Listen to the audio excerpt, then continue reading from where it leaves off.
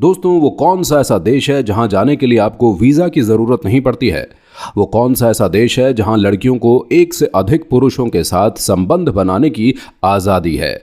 और वो कौन सा ऐसा देश है जो कभी भी किसी का गुलाम नहीं हुआ?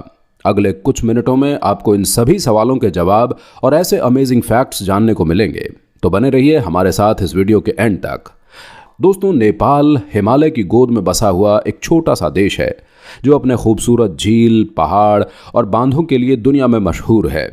तो आपकी जानकारी के लिए बता दें कि नेपाल एक ऐसा देश है जो कभी भी किसी देश का गुलाम नहीं हुआ। साथ ही नेपाल एक हिंदू राष्ट्र था जो सितंबर 20, 2015 को लोकतांत्रिक देश बना, जिसके संविधान के चलते अब ये धर्मनिरपेक्ष देश घोषित हो चुका है। दोस्तों, आपको ये बात जानकर बेहद हैरानी होगी कि नेपाल का राष्ट्रीय झंडा ही एक ऐसा झंडा है जो आयातकार में नहीं है। जहां सभी देशों के झंडे आयातकार होते हैं, तो जहां आज दुनिया 5G नेटवर्क तक पहुंच चुकी है, तो वहीं नेपाल का दुनिया में सबसे स्लो नेटवर्क चलता है, जिसमें डाउनलोडिंग स्पीड 256 kbps से भी कम है। और यहाँ के लोगों के द्वारा एक दूसरे को हथेली जोड़कर और थोड़ा सा झुककर नमस्कार बोला जाता है, जैसा का पड़ोसी देश भारत भी करता है, जिसका अर्थ है कि मैं आपके भीतर के भगवान को प्रणाम करता हूं। तो वहीं यहां पर जाने वाले हिंदुस्तानियों को कभी ऐसा नहीं लगता कि वो कभी किसी पराये देश में आए हों, क्योंकि यहाँ का माहौल काफ़ी दोस्ताना है। साथ ही यहाँ पर हिंदू देवी देवताओं के भव्य मंदिर हैं जो कि अपने आप में बहुत मनमोहक हैं। तो वहीं नेपाल चरस तंबाकू के लिए भी जाना जाता है, लेकिन अब यहाँ चरस गांजा बेचना, खरीदना गैर कानूनी है।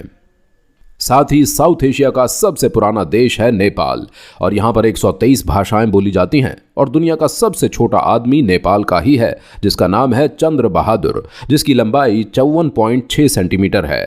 साथ ही यहाँ पर गौतम बुद्ध भगवान की बहुत ही अच्छी खासी श्रद्धा और भावना देखने को मिलती है, और महाशिवरात्रि यहाँ का बहुत बड़ा त्योहार है। इसके अलावा पानी इकट्ठा करने के मामले में नेपाल दुनिया के दूसरे नंबर पर आता है। तो वहीं एक बात जानकर आपको बेहद हैरानी होगी कि नेपाल की कई जनजातियों में एक स्त्री के कई पुरुषों से संबंध होना अनिवार्य है। वहीं नेपाल में विश्व की सबसे बड़ी 8 चोटियां हैं, जिसमें 8,848 मीटर की ऊंचाई पर माउंट एवरेस्ट दुनिया का सबसे ऊंचा पहाड़ है।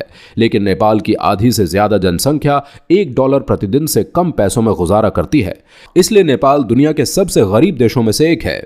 आपको बता दें कि जहां भारत में साप्ताहिक अवकाश रविवार को होता है, तो वहीं नेपाल में साप्ताहिक अवकाश शनिवार को होता है।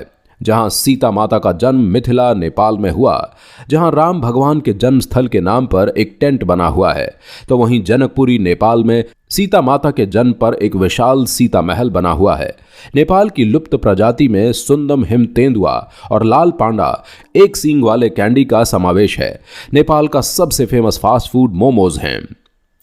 साथ ही नेपाल की आधी जनसंख्या ने कभी शराब को पीकर ही नहीं देखा, और नेपालियों की आधी से ज्यादा जनसंख्या का घर काठमांडू में ही है। देर तक हाथ मिलाने का रिकॉर्ड भी 2 नेपालियों के हाथ में ही है, जिसमें इन्होंने करीब 42 घंटे 35 मिनट तक हाथ मिलाया। नेपाल में खाना खाने के लिए उल्टे हाथ का प्रयोग नहीं किया जाता है। नेपाल में कम से कम 872 तरीके के पक्षियों की प्रजातियां पाई जाती हैं। तो वहीं दोस्तों, भौगोलिक रूप से नेपाल आज भी जिंदा है, और ये इंडो ऑस्ट्रेलिया प्लेट आज भी चल रही है, और अगले 10 मिलियन सालों में 1500 किलोमीटर की यात्रा पूरे एशिया में कर चुकी होंगी। जहां नेपाल की कलिंगा नदी हिमालय से भी ज्यादा पुरानी है, पर मुख्य परिस्थितियों के चलते पश्चिम और पूर्वी हिमालय के बीच बांटा गया था। तो वहीं नेपाल में कभी जाति धर्म को लेकर दंगा फसाद नहीं किया जाता है। इस देश में कभी भी धर्म या समुदाय का एक खून का कतरा भी नहीं बहा है, जबकि ये विभिन्न 80 धार्मिक जातियों का आशियाना भी है। नेपाल की एयरलाइंस में एशिया से बाहर जाने वाली एयरलाइंस की काफ़ी कमी है। इसके अलावा नेपाल की हवाई यात्रा करना काफ़ी महंगा है। यहाँ पर सरकार के द्वारा टूरिज्म की कुल आय के आधे पैसे वन में रहने वाले वन प्राणियों में बांट दिए जाते हैं। तो भी शक समुदाय के शाही परिवार में भगवान गौतम बुद्ध का जन्म क्षति शताबरी के लुम्बे नेपाल के आसपास के क्षेत्र में हुआ था, इसलिए इस जगह को आज एक पवित्र स्थल माना जाता है। जिसके बाद यहीं से भगवान गौतम बुद्ध का नाम जिसके बाद यहीं से भगवान गौतम बुद्ध नाम से प्रसिद्ध हुए। लेकिन भारत की तरह यहाँ 90% अरेंज मैरिजेस ही होती हैं। और अगर आप भी भारतीय हैं तो बिना वीजा और पासपोर्ट के नेपाल के आसपास और नेपाल में घूम सकते हैं।